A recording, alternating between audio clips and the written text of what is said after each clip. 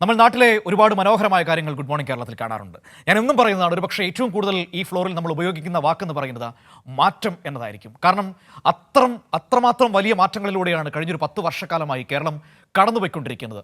അസാധ്യമെന്ന് നമ്മൾ കരുതിയ, ഒരിക്കലും നടക്കില്ല എന്ന് നമ്മൾ കരുതിയ പലതും, സ്വപ്നങ്ങളായി മാത്രം അവശേഷിക്കുമെന്ന് കരുതിയ പലതും യാഥാർത്ഥ്യമായ 10 വർഷങ്ങൾ.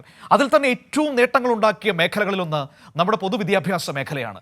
പ്രിയപ്പെട്ട പ്രേക്ഷകർ, നിങ്ങളൊന്ന് ഒരു 10 വർഷം പുറകോട്ട് പോയാൽ നമുക്ക് കാണാൻ കഴിയും വിൽപ്പനയ്ക്ക് വെച്ച, പൂട്ടാൻ വെച്ച സർക്കാർ സ്കൂളുകൾ, കാലൊടിഞ്ഞു വീഴാറായ ബെഞ്ചുകൾ, ഡെസ്കുകൾ, ഊരിപ്പോകാറായ കഴുക്കോലുകൾ, ഇതൊക്കെ ഉണ്ടായിരുന്ന സർക്കാർ സ്കൂളുകളൊന്നും നമ്മുടെ ഓർമ്മയിൽ അത്രയകലെയല്ല.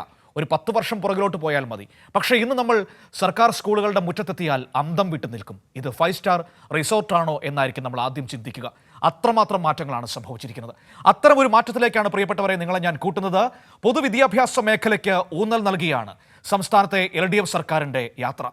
പത്തനംതിട്ടയിലെ മലയോര നാടായ ചിറ്റാറിനും പിണറായി സർക്കാർ വിദ്യാഭ്യാസ മേഖലയ്ക്ക് മികച്ച പിന്തുണയാണ് നൽകുന്നത്.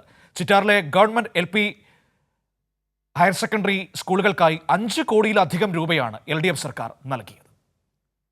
മലയോര ജനതയ്ക്ക് അക്ഷരത്തിന്റെ വെളിച്ചം പകർന്ന ഗവൺമെന്റ് ഹയർ സെക്കൻഡറി സ്കൂൾ പൊതുവിദ്യാഭ്യാസ മേഖലയ്ക്ക് ഇടത് സർക്കാർ ശക്തി പകരുകയാണ്. Chittar government higher secondary school ഏകദേശം 10 ഏക്കറോളം ഉള്ളൊരു ക്യാമ്പസാണത്. പത്തനംതിട്ട കഴിഞ്ഞാൽ പിന്നീട് ഏറ്റവും കൂടുതൽ വിദ്യാർത്ഥികൾ സർക്കാർ മേഖലയിൽ പഠിക്കുന്ന സ്കൂൾ എന്ന നിലയിൽ വളരെയേറെ പ്രത്യേകതകളുള്ള സ്കൂളാണ്.